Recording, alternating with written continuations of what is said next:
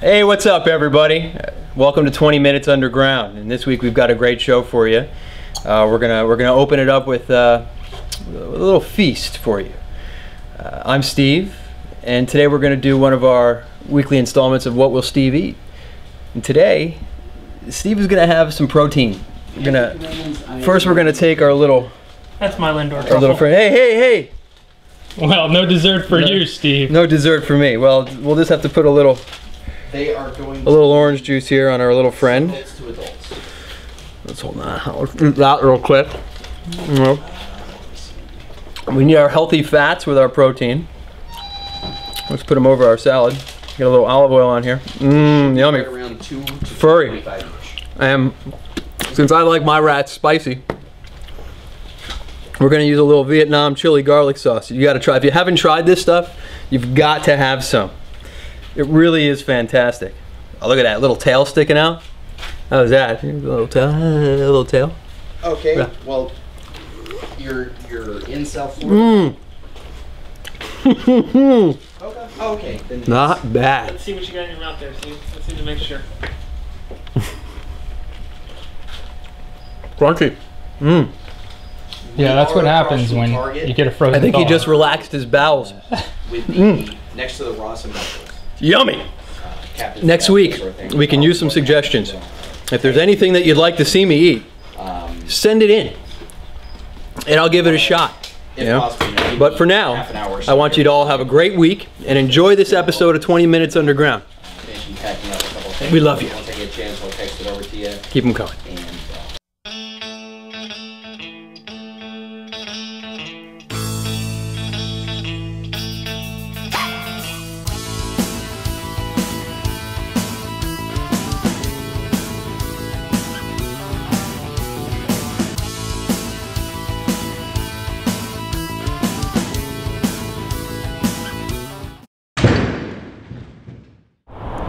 Hey, welcome to 20 Minutes Underground, your weekly online reptile show for enthusiasts like you. That's why you're here. This week we're gonna look at sick, disgusting things like you just saw. Steve has mental issues, but we love him. Ugh.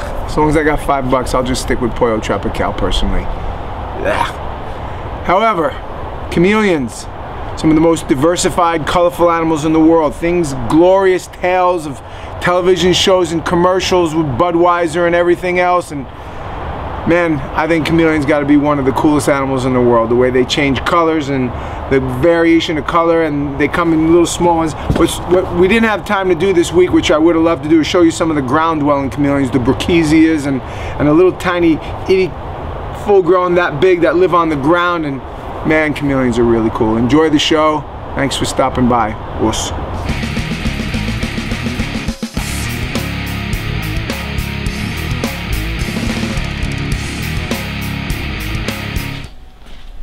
Panther chameleons, Furcifer pardalis, some of the most beautiful animals in the animal kingdom. These happen to be from the locale called Ambilobe. Some people call them ambilobi. Some people call them ambilobes. These happen to be blue bars. You can tell by the blue bar down the center. Some of the most incredible animals you've ever seen. Now, I don't happen to be a expert on these things. I've cared for them for a long time, and I've seen some really cool chameleons in my day. Yeah, I mean, you know, you're just not going to get more colorful than these. Now, what makes a chameleon color up like this? Well, a few different things. Usually, what makes them color up the most is trying to impress another female or ward off another male. But chameleons change colors for 3 different reasons. One is temperature of their environment, second is color of environment, and third is stress levels. You guys have seen them eat. They've got the long tongue. Absolutely sensational animals. It's just there's nothing you could really add to the beauty of these animals. They are just incredible. Eyes that move independently. Look at that. They're eating crickets. Yeah, crickets. What more do you got to say about an animal than that? Anybody that thinks there's no God looks at the way he painted these. Now, what's really cool about the Panther chameleon specifically is Panther chameleons are like chondro pythons. In every little area they come from in Madagascar, all the little different cities, Diego Suarez and And there's just so many. If you look at some of the other guys that breed these things, there's some great breeders out there. You can see every locale has their own little color variations, their own little bone structure variations from the prefrontal rostral scale, and just amazing and different size and amazing animals, amazing. I wish I knew more about them, maybe someday. Yeah. Howdy, it's Inbred Ned. I got Chameleon, Gracefuls, Graceful Chameleons. Now these right here are real cool chameleon, come out of Central Africa. And these right here are about full grown. They'll get about, 12 inches tip to tip. And they're very good tempered animals. Really laid back, mellow, but you always want to limit your handling with any type of chameleon because you're stressing them out. Now the cool thing about Gracefuls is they're very similar to the veiled chameleons when you try and sex them. Even when they're babies, the males will have that extra third toe that the males with the veils will have. And they have a great variety of color. They come green, yellow. Oftentimes they'll get a lot of spots, like you can see the female starting to get some spots coming out on her face. Those fluctuate really well. Sometimes you'll see them fired up, bright lime green with a lot of spots all over them. And sometimes you'll see them dark yellow, dark green with no spots. But they fluctuate and they're awesome. Super easy chameleon to keep, decent humidity, moderate heat, real cool animals, real neat personalities, really fun animals to watch, keep, and raise. So, Chameleon, Gracefuls, Graceful Chameleons, super cool, just fantastic animals. Look at that. That is cool. That is cool. Thank you.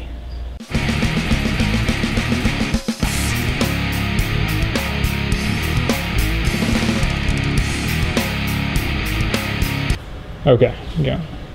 Hey, what's up, guys? And welcome to Ask Moody.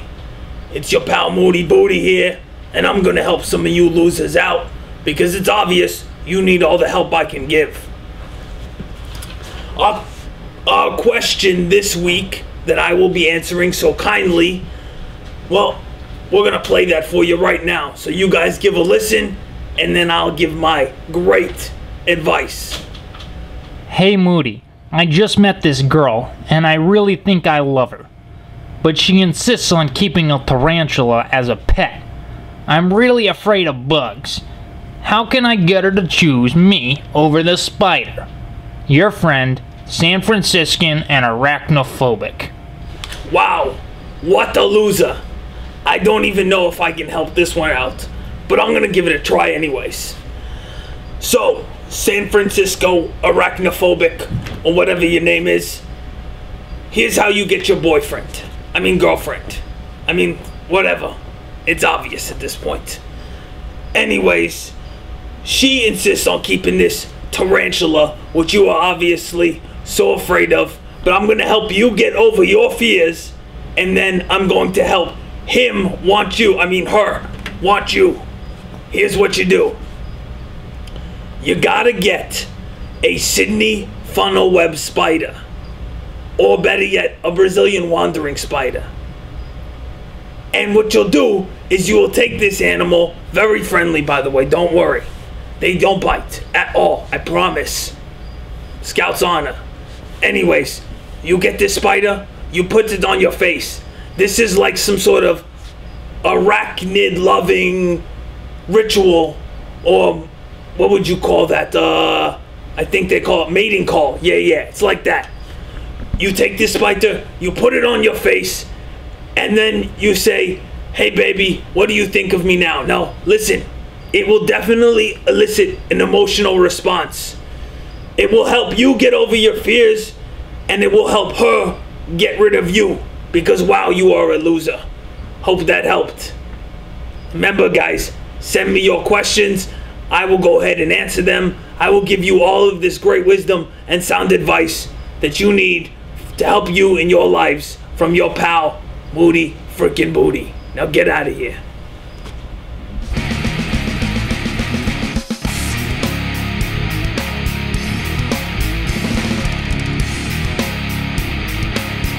This is one of the most attractive little unknown snakes in all of Florida. This is called the Pinewood Snake. Only gets about 12 to 13 inches.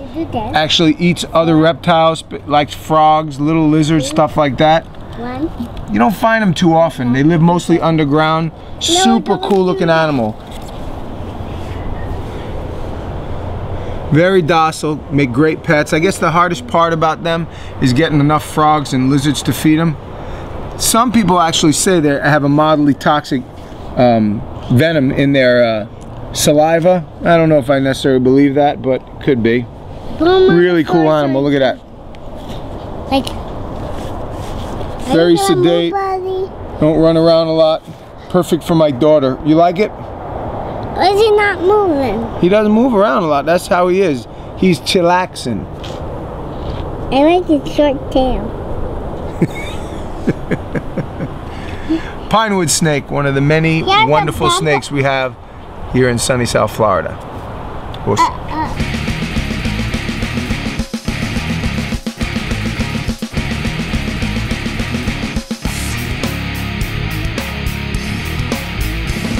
Hey guys, Ryan B here, and I wanted to show you guys one of my favorite chameleons.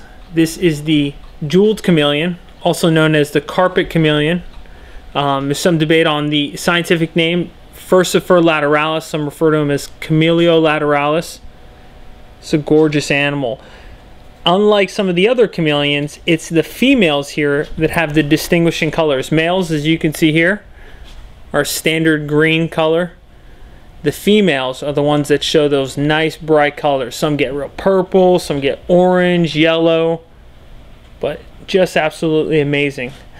Now these guys are about full grown, as you see here. It's not a large chameleon. And the life expectancy on these guys is kind of short. You're looking at only about 3 years.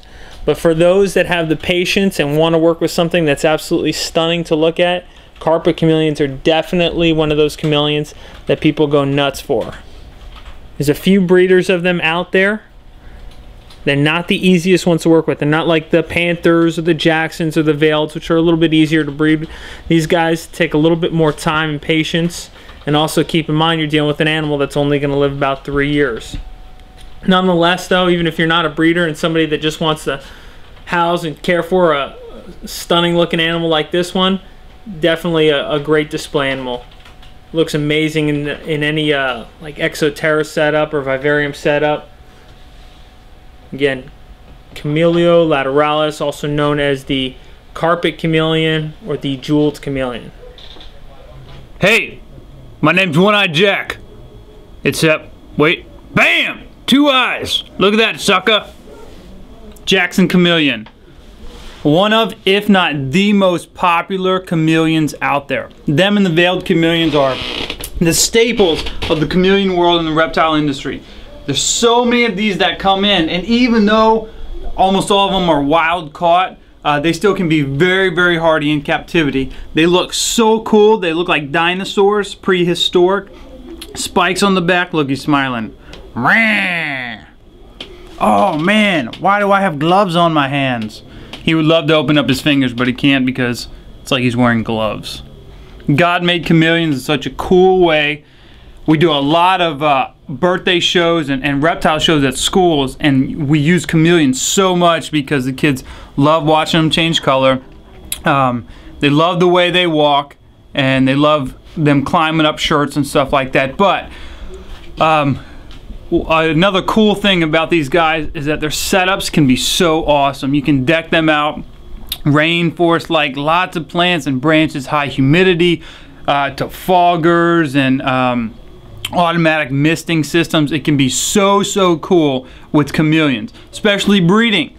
These guys give live birth, which is really cool. You'll get some surprises when we get so many Jacksons in. You get a big fat female and we ship her out, or a local customer takes her home and she calls us and says, hey, I got 15 babies in my tank. What happened? And because they give live birth, it's a really cool thing to watch these little tiny babies come out. Very, very hard to raise up, which is why most of them are all wild caught.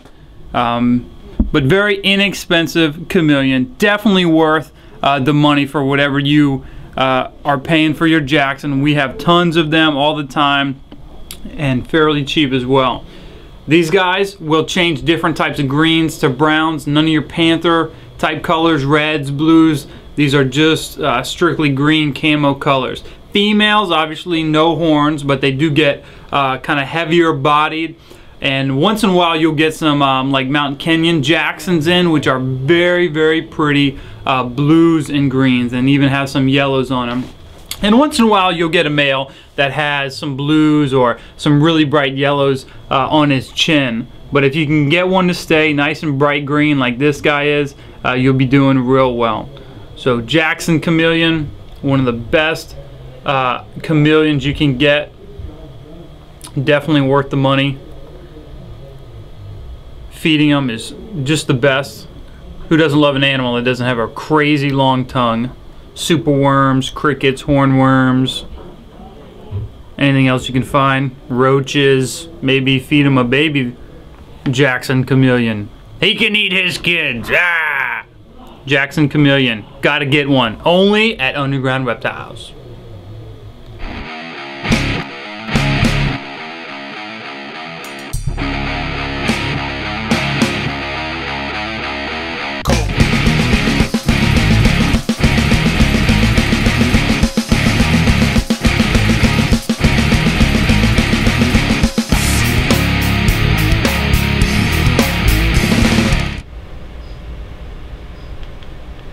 Hey guys, it's your pal Moody Boodi, and this week, you YouTube contest winners, you're getting Repeshi pie.